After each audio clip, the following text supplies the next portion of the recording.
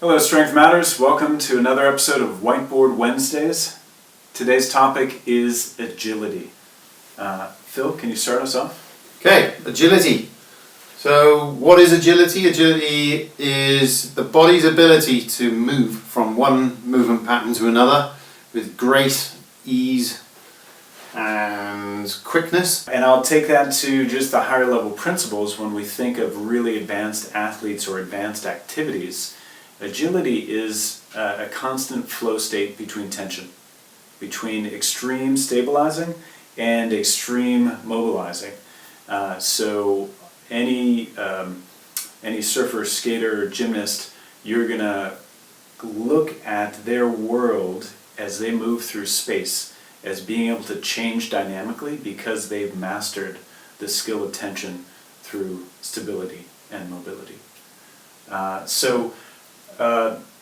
What are some everyday uses or why people even want agility still in their lives? Generally speaking, the people that I see and train who get over a certain age, normally people in their 60s, all of a sudden they come to me and say, yeah, I want to become more agile. And my theory as to why it's always people in their 60s and 70s who ask this, because they're the ones who notice that it's missing. Because I think agility, among more of the 10 components, agility, power, endurance and speed, they're the ones that we just lose as we age without actually working on them. Agility is a high level concept here. A lot of people like to rush to agility drills because it's fun and we see the reward, but we can also create injury and create setbacks if we haven't worked on our fundamentals. One of the most basic parts of why we can be agile is our ability to understand where we are in space. So this concept of proprioception in the body is just knowing that my hand is here in relationship. And if I lose connection to where my hand is, my coordination is going to go down, my agility is going to go down. And just to share, one of the most fundamental things that you can play with for agility is taking someone back down to the ground and just exploring and I'll just say exploring where they are in space as they move around in different ways. So agility is a high-level pattern. Why don't you take us through this? So here we have our components of athleticism. We're obviously missing one, which is mental resilience, and that kind of fits. You can put those on any of them. But this is the hierarchy that kind of is most important. On level 1, a body needs to be able to move before you can add strength and cardiovascular capacity. It has to have a base, very, very basic level of the ability to move.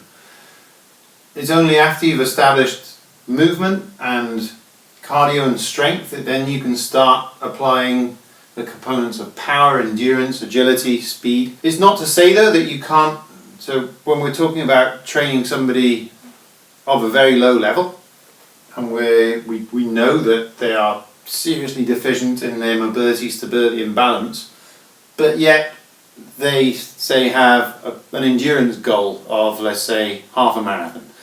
You probably know quite a lot of people out there who are resemble the stiffness of a stick insect, but want to go out there and run a half marathon. You know full well that they need to improve on all of these things before you can start going into their endurance training, but yet you want to start, so you want to start building up their power and start building up their agility.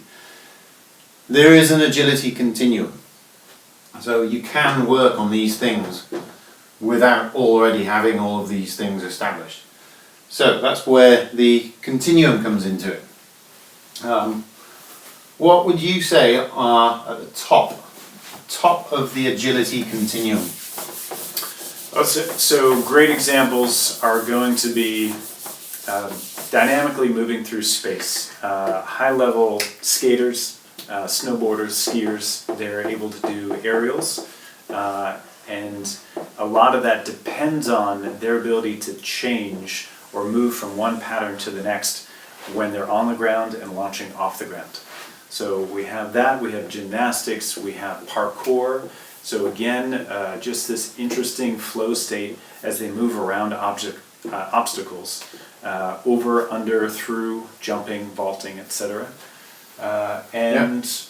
So yeah, and a lot of other high-level sports require agility to even perform out on the field. We have a lot of clients out there who, they want to be there, but just going back to that hierarchy, then they haven't got all the rest of the components. So how can we start them off on their agility pathway? What's the bottom end of the continuum? So, and I would start them on the ground. Really, the nervous system knows it's safe when it's on the ground, but it also is a really fantastic opportunity when you're creating movements and flow movements. So we're not just doing the basics of a linear crawl, we're taking the body through rolling patterns. We're letting them feel what it's like to be in space, eyes open and eyes closed, but they're still safe on the ground. It's a perfect way to start to advance through other agility levels. Then we can start adding in other variables like a moving object, let's say a tennis ball. You could start with just bouncing a tennis ball against the wall. So then somebody's already starting to think or starting to incorporate reactive training where they have to move their whole body in order to catch the ball. And we could also look at safe loading with this type of drill is the concept of jumping onto or choosing an area to jump to. So it's not even necessarily box jumps or advanced cutting drills. It's I'm going to try to jump on that dot there or that line there. And I'm not just going to play with the concept of can I land precisely.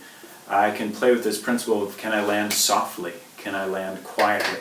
There's a lot of opportunity for the body to start to learn high-level agility when we play with some of these mid-level drills. Let's say if my client was a gentleman in his late 60s and he wants to improve his agility because he's all of a sudden very conscious that he doesn't have it anymore. Probably one of the first things I'd do after improve, well, at the same time as improving his mobility on the floor, I'd get him standing up doing cross-crawling pattern or marching in place. Imagine what this body would be capable of if they did this for a certain period on a daily basis, just a little bit every day. You know, month 2, all of a sudden going up onto the toes.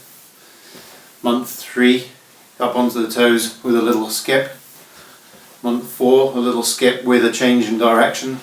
Month 5, you could just, it keeps getting more and more advanced and plyometric, but there's a continuum for everything that we do. And I would say that anybody of any age can re-establish agility with the right training program. And everyone can start somewhere, but it's absolutely key to having a base level of mobility, stability and balance just to ensure that you're not going to get injured in the process. That's brilliant. Yeah, so we have this spectrum of safe progressions, and of course we can also, when the client is ready, when you are ready, you can start applying higher level agility drills with cones, with uneven surfaces, with other people involved in your space that you have to dynamically change from one movement pattern to the next. So this is a lot of fun. We can do it safely, and we can also do it in a way that really accelerates our skills out on the field or in the world as we're just playing, having a good time, and doing some, for those who get involved, some amazing stuff that's exciting to watch and even more fun to participate in. Thanks as always for joining us. Go out and try some of this stuff.